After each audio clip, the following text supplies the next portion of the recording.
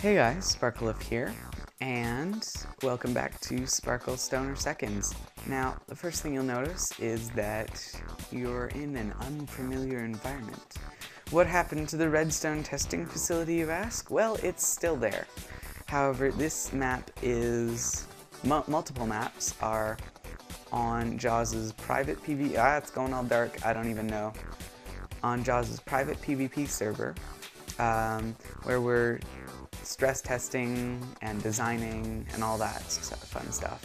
So today what we're going to be looking at is a little redstone contraption I came up with to be implemented on Mountain Bomber. Gotta love my grammar. So basically what it is it's a flush, and it's the top half of a piston door. Yeah. So as you can see, that's kind of slow. I've actually recorded this video 4 times now.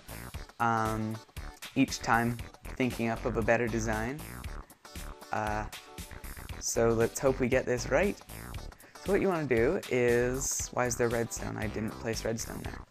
Alright, so let's come out to, maybe come out to here. Good.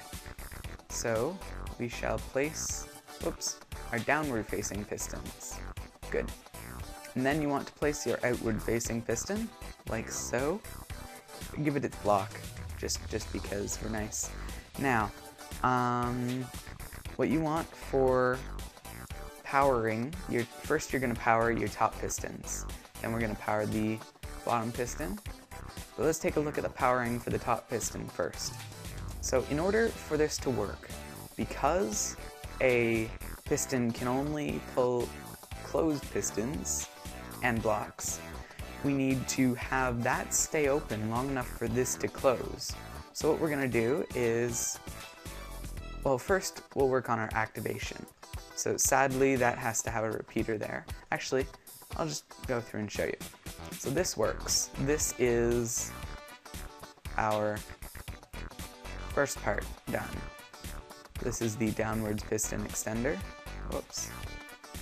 As you can see here, it's pushing and pulling the pistons. Good. And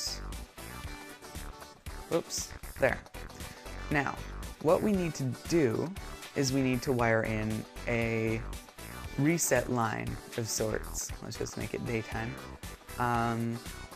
We need to have a repeater here, and we'll worry about delays in a minute. Now, what this repeater is going to do is it's going to provide us with, set it to 3 at the moment.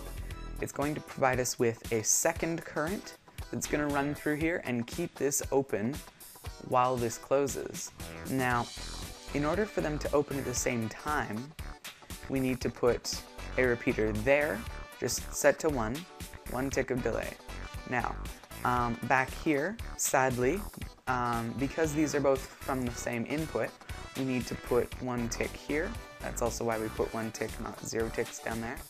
And in theory, you could do this without the repeater if you move this entire bar down 1, but we're not going to, just for today. Anyway, so this repeater will prevent the current from that going back into the system and creating an infinite loop. Good. Now, what we want to do is bring that up and bring these down like so.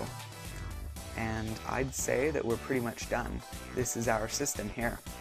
Now I'm going to put a lever here, and as you can see, if I can reach, it extends almost instantly. And then for retracting, it knows that the delay here is equal to the delay here, but that doesn't matter because this shuts off immediately. This keeps it open for just enough time to retract that bottom piston. Now you see, if I move that in 1 to 2 rather than 3, everything goes wrong. Bah! See, it didn't give it enough time, so it was halfway retracted when those retracted, so that's not going to work. So I think that these are the optimal timings: 1 tick, 1 tick, 3 ticks, and if you mess up your timings, it's pretty much self-resetting. I mean, I can go here, fiddle around with it, and timings don't really matter because I can just knock that out. If you always reset your timings, you don't need to reset your blocks. See? All better. Now, what we're going to do is we're going to make our wall. So, whoops, there we go, up one. And I missed. Oh well. Now here, this is our top half of a flush piston door. Now I personally prefer, if you're going for a 2x1 piston door, you can see this works a little bit faster than the one over there. In fact, so fast that the server doesn't know how to animate properly. It's just there and it's not.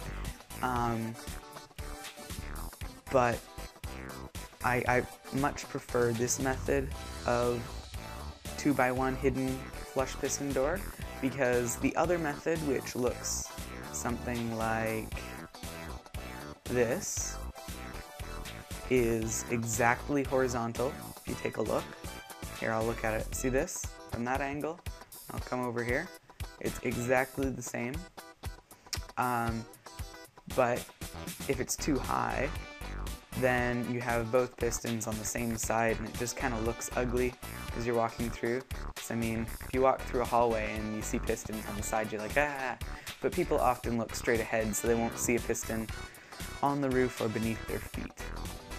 So that's why I like this design. Now, I know for a fact that I won't be implementing the bottom half of this because I'll be using a different system for the bottom half, just to tailor it to the nature of Bomber Mountain. Anyway, some nice looking world edited mountains here. Colonel Nick, actually, what are you doing? What are you doing? Oh, whatever.